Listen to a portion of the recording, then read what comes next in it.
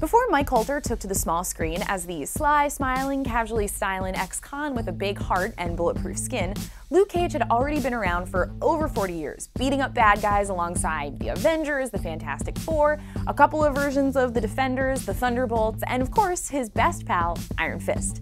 Here's the story of Luke Cage in 2 minutes.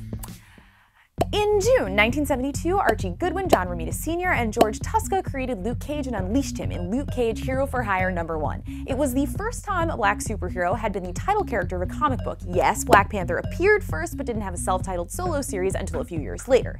After Carl Lucas was framed by his former friend Willis Stryker, he went to jail where he volunteered for a super soldier experiment. That gave him super strength, near invulnerability, hence the bulletproof skin, and the ability to wear a tiara without getting made fun of. As a hero for hire, he teamed up early on with Dr. Claire Temple, that name should sound familiar, Netflix watchers, and fought mostly street-level thugs, including Stryker, who had now become the villain Diamondback. After team-ups with the Fantastic Four, Iron Man, and the Old Defenders, Luke, now going by Power Man, brought Iron Fist into the business. They sometimes fought alongside Misty Knight and Colleen Wing, more familiar names, and worked with attorney Jaron Hogarth. So yeah, Netflix actually stayed pretty close to the comics with these characters. Not a lot to complain about here, trolls. Sorry, move along. Over the decades, Luke teamed up with just about every character in the Marvel Universe, but his life really changed when he and Jessica Jones started hooking up.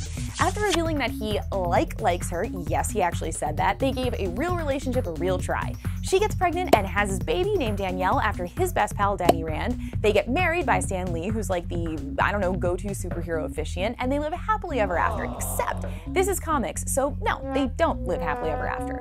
Luke joins the Avengers, then the government passes an act requiring metahumans to register themselves, so he resists and joins the Secret Avengers, which then becomes the New Avengers.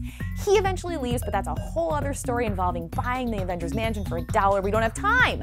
But now, alongside Jessica Jones, Iron Fist, and Daredevil, he's relaunched the Defenders to take care of the New York City streets. Fun fact, a lost Luke Cage screenplay from 2003 is still floating around somewhere, with Tyrese Gibson and Jamie Foxx having both been considered for the role.